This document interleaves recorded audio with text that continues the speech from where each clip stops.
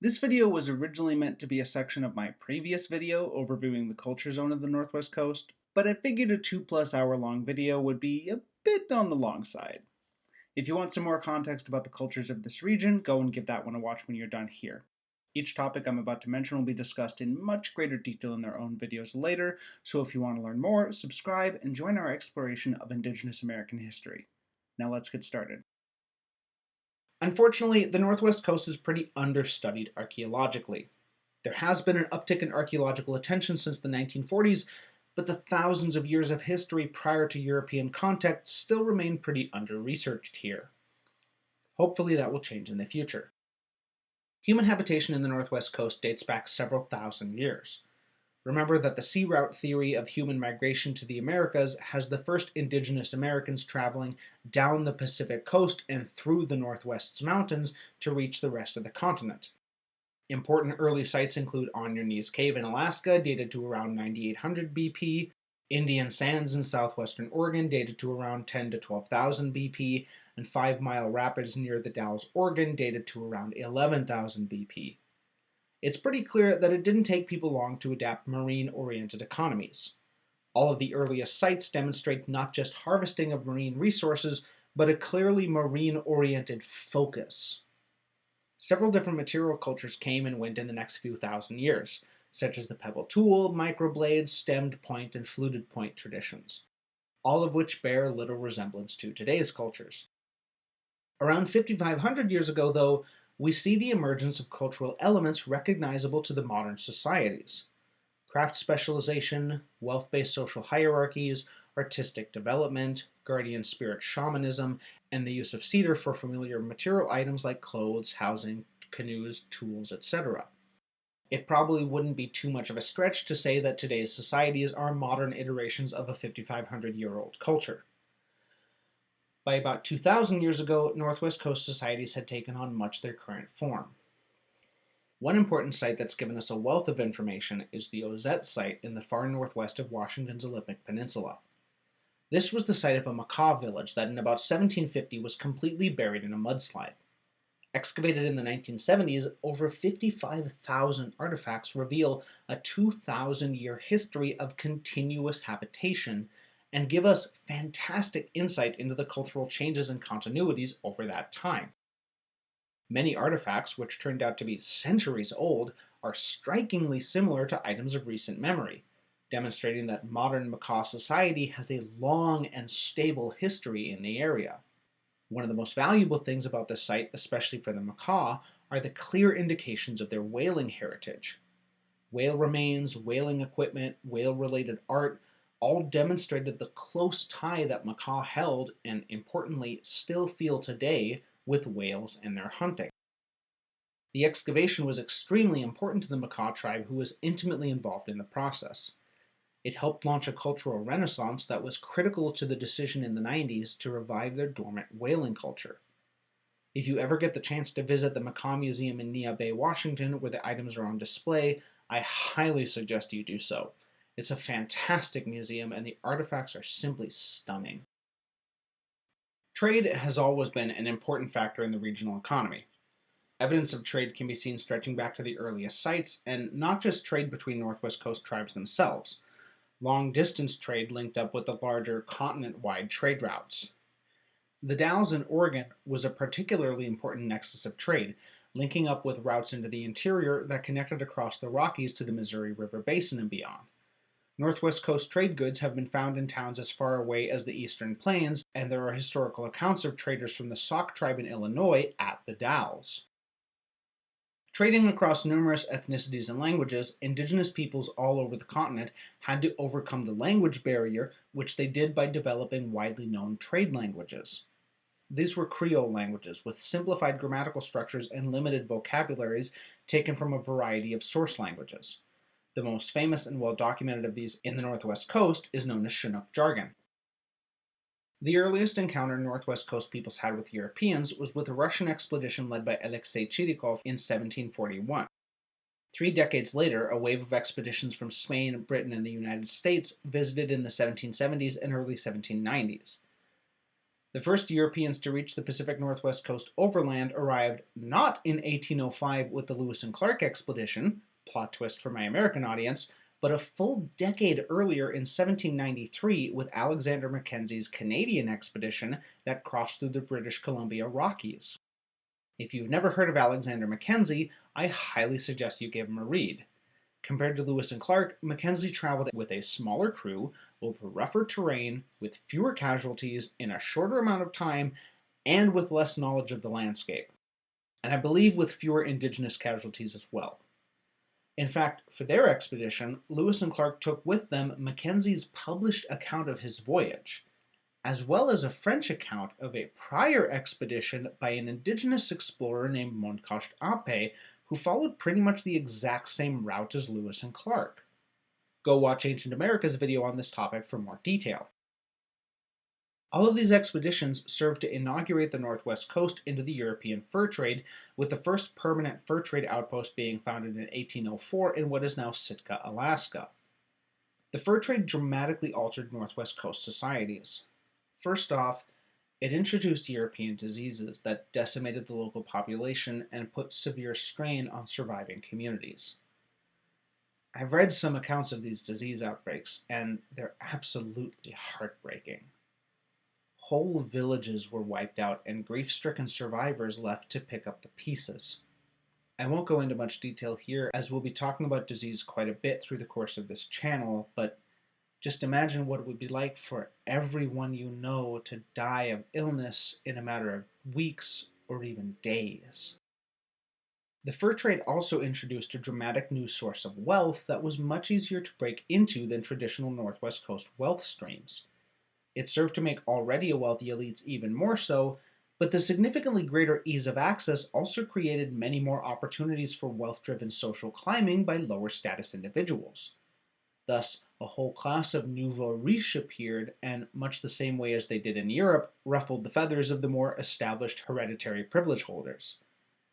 The 1800s became a golden age of art, totem pole carving, and potlatching, as the entrance of a bunch of upstarts ramped up the competition for social status.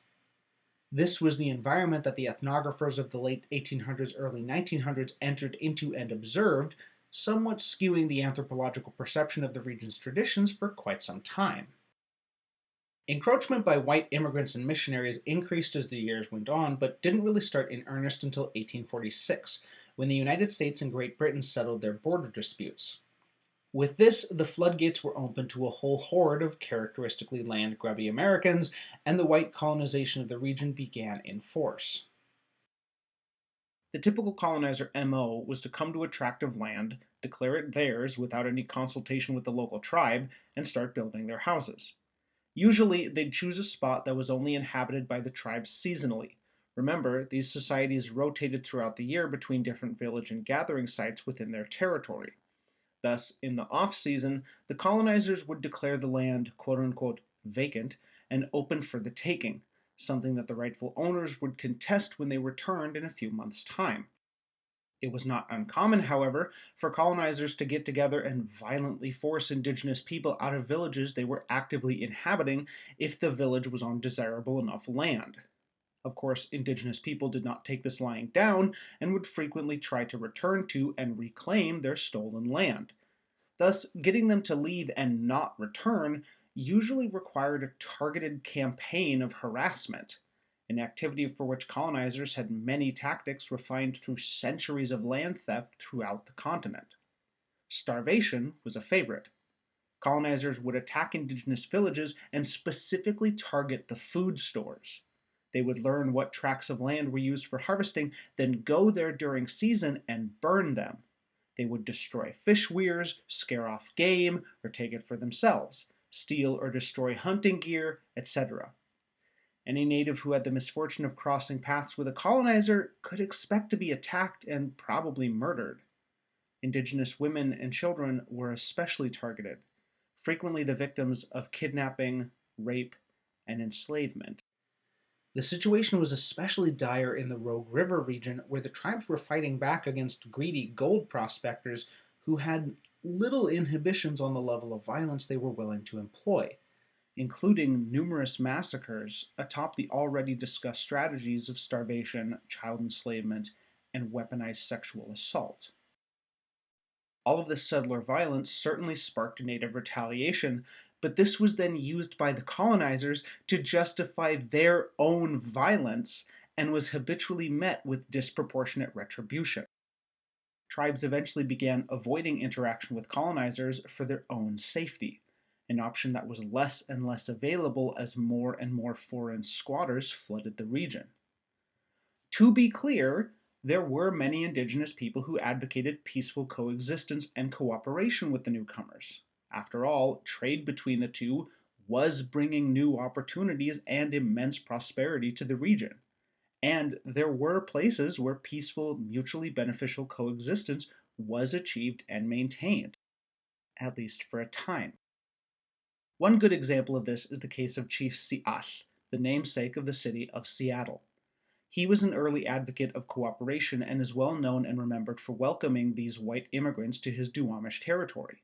His people helped clear land for the immigrants' crops, helped build some of their housing, even providing them with potato seeds, and for a time, co-prosperity did occur. However, white greed and racism would eventually sour relations. The colonizers demanded more and more land, and many in the white community wanted a segregated society. The city of Seattle even enacted a law forbidding natives from sleeping within city limits, thereby forcing all remaining indigenous residents to move out of the city. The deal began getting sweeter for the colonizers and more costly for the natives, and eventually the settlers' greed led to similar violent harassment as seen elsewhere. Violent colonization was never inevitable. Coexistence was always possible, if not for settler greed and racism.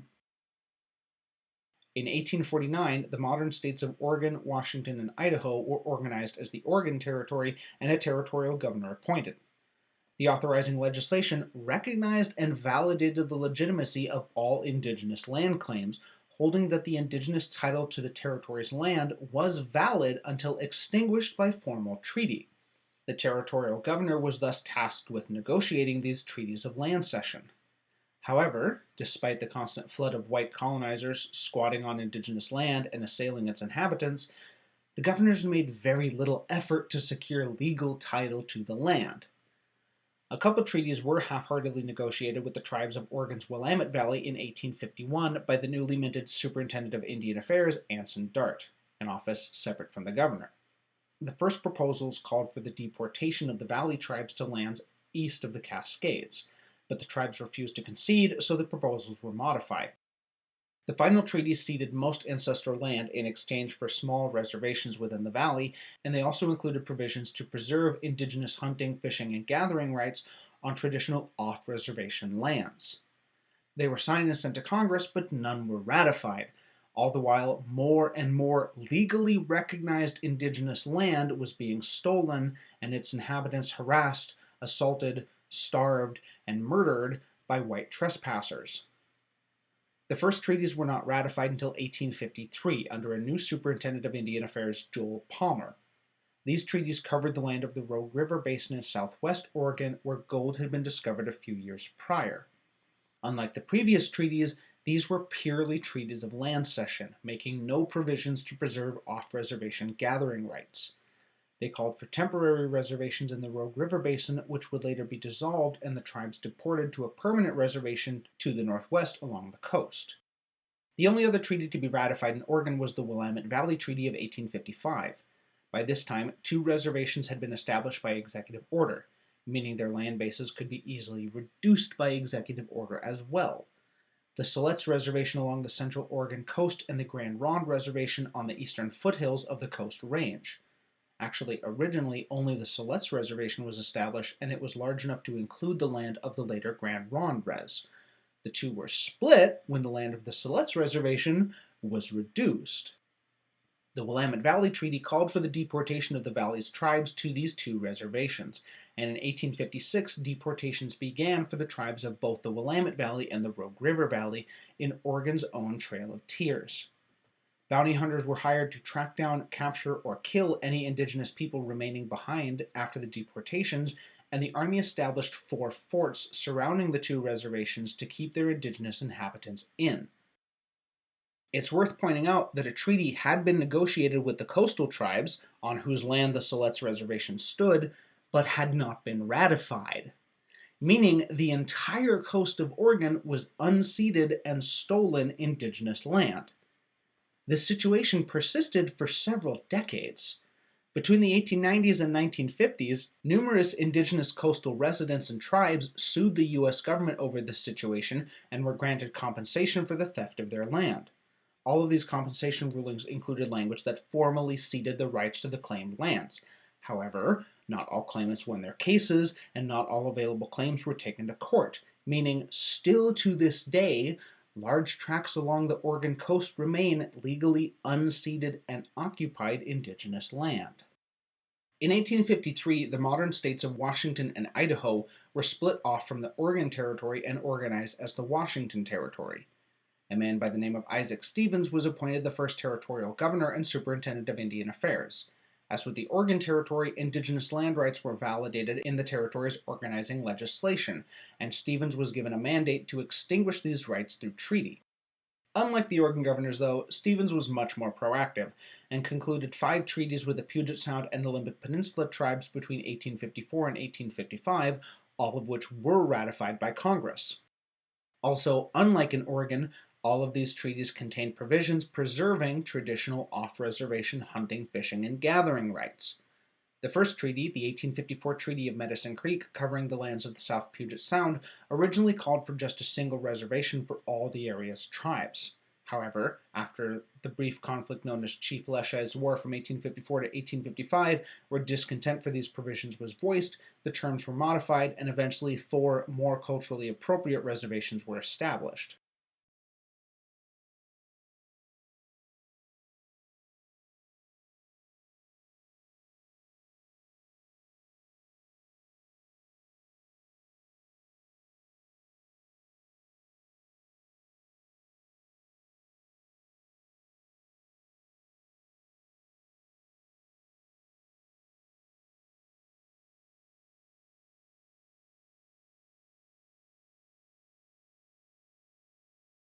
In southwest Washington, however, Stevens could not get the tribes to agree, and they walked out of the negotiations, leaving the areas of Grays Harbor, the Chehalis and Cowlitz Rivers, and the Lower Columbia unceded. No treaty has ever been signed for this region. This, of course, did not stop white encroachment, and as with the Oregon coast tribes, numerous cases seeking compensation were brought throughout the following century. Many claims were recognized and compensation paid, but again, large swaths of this land remain today unceded and occupied indigenous territory. Up in Canada, Vancouver Island was organized as a colony in 1849, and James Douglas appointed its first governor. As in the United States, the British Crown recognized indigenous title to their land and required treaties to extinguish that title. Between 1850 and 1854, Douglas negotiated 14 land cession treaties with tribes in certain locations around the island, namely around the towns of Victoria, Fort Rupert, and Nanaimo. These treaties confined the indigenous inhabitants to reserves, but did permit off-reserve hunting, fishing, and gathering on land not taken by white immigrants. As the British population grew, the mainland was incorporated into the colony in 1858, and Douglas proceeded to mark out reserve land for the tribes of the Fraser Valley. These reserves weren't codified in formal treaties, though, as he wasn't allocated enough funds to conduct treaty negotiations. He was succeeded in 1864 by Joseph Trutch, who refused to recognize indigenous rights to their own land and thus halted further efforts at treaty making. A policy he continued after British Columbia joined Canada in 1871, despite the Canadian government's desire to negotiate with tribes. Thus, because of this one man, all of the land of British Columbia, save what was covered by the Douglas treaties, was never legally ceded by its indigenous inhabitants. 2 commissions, one in 1882 and another in 1913, organized reserves for the colony's tribes, but neither of these commissions had authority to make treaties and extinguish Aboriginal title. To this day, the vast majority of British Columbia remains stolen and occupied indigenous territory. In 1992, the Canadian government launched the British Columbia Treaty Commission with treaty-making authority to settle the land claims of non-treaty British Columbia tribes. The commission is still in operation, but has only concluded 8 treaties in the past 30 years, still leaving around 95% of the land in British Columbia unceded. In Alaska, white encroachment occurred at a much slower pace. Alaska was incorporated as a colony of the Russian Empire in 1799, but the non-Indigenous population of the colony never reached more than 700 people spread out across the entire southern coast. This situation began to change after the United States purchased the colony in 1867. However, no land cession treaties were ever negotiated with any Alaska Native nations. The entire territory remained unceded and occupied Indigenous land until 1971 with the passage of the Alaska Native Claims Settlement Act. This act extinguished all Indigenous land title and organized regional Alaska Native corporations. We will eventually have a whole video about this, but for now refer to my Indigenous History Summary Part 2 for a bit more detail. The last half of the 19th century saw a dramatic rise in non-Indigenous immigration to the Northwest Coast and an increase in hardship for its Indigenous peoples. In both the United States and Canada, policies of allotment ate away at what remained of Indigenous land, and policies of assimilation, such as the boarding school system, attempted the total erasure of Indigenous cultures. Due to these allotment policies, by 1920, the majority of land on most, if not all, of the region's reservations was owned by non-natives, a situation that continues to the present day for most tribes. Again, refer to my General Summary Part 2 video for more detail on allotment. Beginning in 1885 and lasting until 1951, Canada went so far as to outright ban the potlatch and winter ceremonies, forcing these activities underground.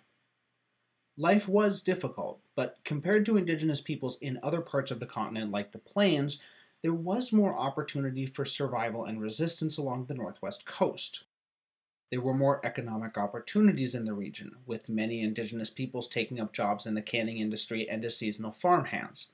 Additionally, despite the severe strain on the region's natural resources that industrialization and increased population brought, there was still enough abundance for some people to make a modest living off of traditional lifeways like fishing.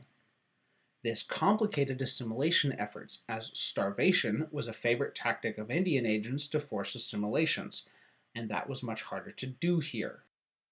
As with everywhere, though, the boarding schools did eventually take their toll on the health of Indigenous communities and the continuation of their cultures. We'll be talking quite a bit about the boarding schools on this channel. As has been the case in many Indigenous communities throughout the continent, the combination of Christian influence and the suffering brought from colonization birthed a new, hybrid Christian-Indigenous spiritual tradition, the Indian Shaker Church. Founded in 1882 by John Slocum, a member of the Squaxin Island tribe of the far southwest Puget Sound, the church syncretizes aspects of Protestant Christianity, Catholic Christianity, and traditional Northwest shamanism in a way that can probably best be described as a Christian sect with Northwest Indigenous flair. It holds the traditionally Christian view of God as a Trinity, God the Father, Jesus the Son, and the Holy Spirit, but Shakers interact mostly with the spirit third of this Trinity in a way reminiscent of traditional shamanism. The name Shaker comes from the visible shaking members experience when they enter a trance-like state where the spirit is believed to come upon them and interact with them. They believe the spirit gives them the powers of prophecy, healing, exorcism of evil spirits, and in general helps guide their lives, beliefs consistent with traditional shamanism as well as certain sects of Christianity. All Shakers are expected to experience the shake when they join, and may experience it subsequently as a semi-regular or occasional aspect of their devotion. The stronger the shaking, it is believed, the stronger the contact with divine power, though it is not believed that the only time the spirit is present is when you shake. The spirit is believed to always be with you. The shake is merely a particularly strong manifestation of the spirit. Shakers teach that all sin, especially gambling, smoking, and drinking, interfere with a person's ability to receive the Spirit, and that sickness is a manifestation of a soul polluted by sin, sorrow, or supernatural assault by evil spirits. This view of sickness is strongly reminiscent of traditional Northwest shamanic beliefs.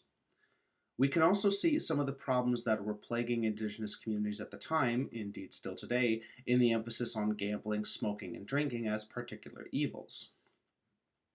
Shakerism is not insular, but rather emphasizes going out and helping to better one's community, and people need not be Shakers in order to receive healing from Shakers. Shaker churches also send out proselytizing missionaries to spread the faith. Indian Shakerism also has a strong emphasis on group harmony and unity, more reminiscent of its indigenous inspirations than Christian individualism. The spirit is believed to be most mobilized through the efforts of the whole group. An individual sin does interfere with that individual's ability to interact with the spirit, but the spirit's fullness is expressed from the collective interaction and efforts of the whole group, not just a single person. And failure to heal or manifest the spirit's power in a meeting is attributed more to disharmony of the group rather than individual failures. The church does have a structure modeled after Protestant Christianity, but it's not very rigid. Every person is freely encouraged to share what the Spirit is revealing to them, and Shaker meetings can be led by any member of the congregation. They need not be the official minister. It must be noted that though they share a name and a practice of shaking, the Indian Shaker Church is distinct from and had no connection to the Quaker affiliated United Society of Believers, also known as Shakers, that was prevalent in England and the eastern US beginning in the 1740s. The Indian Shaker Church spread rapidly through Northwest Indigenous communities from its inception through about the 1930s. At its height, it had a presence on every reservation in Washington and Oregon, including both along the coast and in the interior, as well as having spread to the Yurok, Hupa, and Tolowa of Northwest California and the Songhees, Musqueam, Saanich, and other Coast Salish tribes around Vancouver and Victoria, British Columbia. During this early period, most Christian missionaries were weary of Indian Shakerism and, as with all indigenous religions, did try to suppress it. But others were less concerned, seeing its pseudo-Christian belief preferable to the completely un-Christian traditional shamanism, and if not encouraged, then at least made space for the religion. The church's early leaders wanted their rights and religious freedom protected, though, and thus sought and successfully obtained legal recognition as a church incorporated under Washington state law in 1892. This was quite an accomplishment, considering that legalized suppression of indigenous religions would be the norm in the US until 1978. However, the church never had a large number of followers. Precise numbers are impossible to ascertain, as the church never kept firm records of this sort, but even the most generous estimate put that number at less than 1,000 in total by the 1970s. Active congregations can still be found today in many of these communities. Despite its small size, the Indian Shaker Church has had an outsized influence on Northwest Indigenous communities. Shakers have gained a respected reputation amongst their non-Shaker neighbors for their generosity, sobriety, and power to heal. The Indian Shaker Church was the first fully indigenous institution to obtain legal respectability in the eyes of white society at a time of intense persecution of indigenous institutions. And lastly, the church offered indigenous Northwesterners a framework to deal with the changing world around them that still affirmed and validated traditional indigenous views of community and working together to accomplish shared prosperity. During the Termination era from 1953 to 1973, the U.S. government removed federal recognition from 7 tribes in Oregon. In fact, the Klamath tribe was the very first to undergo termination in the whole country. This meant that the United States no longer considered these people indigenous peoples. Termination was billeted as a policy to remove paternalistic government interference in indigenous lives and empower indigenous people to lift themselves up by their bootstraps and prosper. In reality, however, it was really about removing the few remaining federal protections between the richest indigenous land and profit-hungry corporations, and little to no thought or care was given to how the policy would actually impact indigenous people's livelihoods. It's no coincidence that the wealthiest tribes with the highest quality of life for their citizens and the best natural resource bases were the ones targeted for termination. Their land bases were picked apart and sold to the highest bidder, and their people universally suffered. Who could possibly imagine that systematically picking apart a prosperous community would result in more poverty and pain, not less? Fortunately, in the following decades, each of the 7 terminated Oregon tribes regained recognition, but the years of termination left lasting damage in their communities. The 1960s and 70s saw a rise in Indigenous activism fighting for greater Indigenous sovereignty all across the United States. In the Northwest, this took on the form of the Fish Wars. The states of Oregon and Washington had for decades attempted to regulate the off-reservation fishing of Indigenous peoples, despite these being treaty-protected rights for many tribes.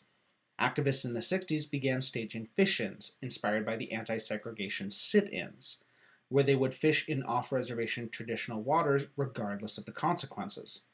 This all came to a head in the 1974 Bolt decision, where the tribe's treaty rights were unequivocally vindicated in one of the major modern rulings of Indigenous law.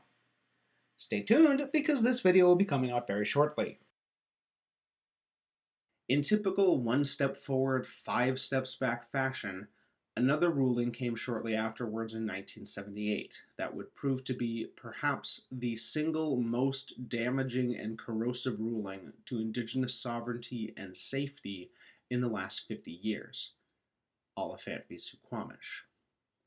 The Port Madison Reservation, home to the Suquamish tribe, sits on the Kitsap Peninsula across the Puget Sound from Seattle. By 1973, nearly a century of federal legislation aimed at stealing as much Indigenous land as possible had resulted in a situation where only 32% of the land within the Port Madison Reservation's treaty-defined boundaries was owned by the tribe or its members, and 4,000 non-natives lived within the reservation compared to only 200 tribal members. Many of these non-natives didn't even live on the reservation year-round. Rather, they were Seattle residents who held summer vacation homes here. The issue of whether tribes had legal jurisdiction over non-natives on reservation land had been a contentious one across the country for decades now. There already existed federal legislation such as the Major Crimes Act of 1885 that severely restricted tribal sovereignty in this realm, but the exact limits had never been tested in court, and a lot of questions remain. This was until 1973, when 2 incidents occurred a couple months apart. In August, Mark Oliphant, a 19-year-old non-native, got into a fight on the reservation and, when tribal police arrived, assaulted one of the officers. He was arrested for the assault and for resisting arrest. 3 months later, in November, another 19-year-old non-native, Daniel Bellegarde, sped through the reservation at 90 miles an hour and rammed a tribal police car that was being used as a roadblock, injuring the officer in the car. He was arrested for reckless driving. Daniel had a passenger in his truck at the time, Mark Oliphant.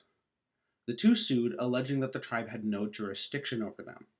The federal court in Seattle ruled in favor of the tribe, as did the Ninth Circuit Appellate Court.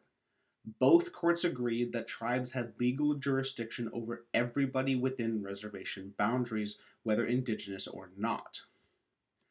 In 1978, however, the Supreme Court disagreed, ruling that tribes have no criminal jurisdiction over any non-native crimes, even when committed on reservation land against tribal members.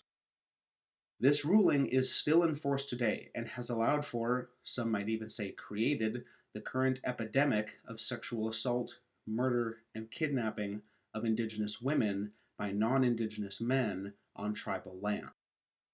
The 1994 Violence Against Women Act, commonly referred to as VAWA, does provide for limited tribal jurisdiction over non-Indigenous criminals. However, it has an onerous and expensive list of requirements that tribes have to meet before they can exercise the Act's protections, meaning that in 2022, only 31 of 574 federally recognized tribes qualify for VAWA's protections. For 543 tribes, there is still absolutely nothing the tribal government can do to prosecute non-Indigenous criminals who commit crimes on Indigenous land.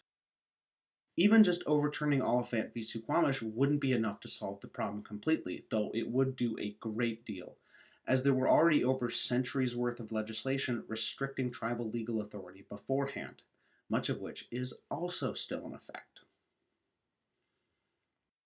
Since the 70s, communities all across the coast have been working tirelessly to reclaim their sovereignty and reassert their cultural inheritances.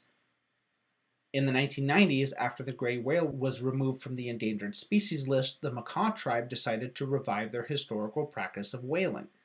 They had voluntarily given up the practice in the 1920s, due to the decline in whale populations caused by the commercial whaling industry.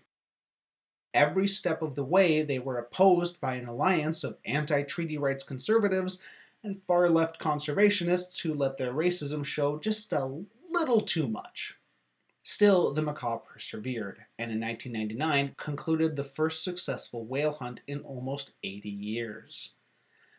However, despite years of the Makah complying with every unnecessary demand from governments and international organizations to allow them to practice their culture again, a legal shitstorm followed, culminating in a 2004 ruling that has baffled lawyers and legal analysts ever since. In a complete rebuttal of the Makah's recognized treaty rights, a judge ruled that the Makah would need an act of Congress to grant them permission to conduct another whale hunt, a ruling that has prevented the Makah from engaging with this aspect of their culture again ever since. I will also have a video about this coming out shortly. Another cultural revitalization effort that has met with much less controversy is the annual Canoe Journey. It began in 1989 with the paddle to Seattle and has been held annually every summer since 1993, except 2020 and 2021 for COVID. Retracing routes traveled by Northwest Coast natives for thousands of years, the modern canoe journey is an intertribal and international gathering where Indigenous people from all around the Pacific Northwest on both sides of the border travel by canoe to a given host tribe for a week of celebration, feasting, dancing, and ceremony. The journey itself often takes several days or weeks, so the travelers will stop along the way at other Indigenous communities and have a smaller celebration, referred to as protocol, every night. Thus, the whole process can take 2 to 3 weeks and involve hundreds of miles of paddling, well over 1,000 for many canoes. Beginning with just 15 canoes, Canoe Journey has grown to an event attracting tens of thousands of participants and hundreds of canoes, and has even attracted participating canoes from other marine-oriented Indigenous cultures around the world, including Native Hawaiians, Maori from Aotearoa, New Zealand, Greenlanders, and Ainu from Japan, to name just a few. Most significantly, the event has provided a strong venue for cultural exchange, revitalization, and pride. Organizers and participants alike are very intentional about keeping the journey a drug and alcohol-free space. Many paddlers relate the event to be one of deep spiritual significance, and even for those who don't paddle but just come to the land gatherings, countless people have seen their investment in their traditional cultures deepened by the experience. Tribes all around have had increased interest in their languages, cultures, and Indigenous identities because of Canoe Journey, and it has also helped to deepen ties between separate communities. The gatherings are open to the public, so if you ever get the opportunity, I highly suggest going to one. It's a mesmerizing environment to be around, and you are never going to beat the taste of smoked salmon fresh off a cedar spit. Indigenous Northwesterners today stand at the prow of a long and proud history. They built one of the richest and most widely acclaimed material cultures on the continent, became masters of their environment, and integrated their lifeways so seamlessly with those of their landscape that they have persisted for thousands of years, and were profoundly accomplished traders, seafarers, diplomats, historians, warriors, and creatives. The last 2 centuries have been difficult, but Indigenous communities today are looking toward the future, doing the work of revitalizing what has been dormant to lay the path for what is to come. Thank you all once again for watching. If you like my content and would like to help enable me to continue this work and make more and better videos, please do consider supporting me on Patreon, link in the description. I have my own roadmap of video topics ahead, but if there's anything you would like to learn about specifically, any person, time period, or topic you want to make sure I don't miss, leave a comment and let me know. Thank you all very much again. I will see you next time.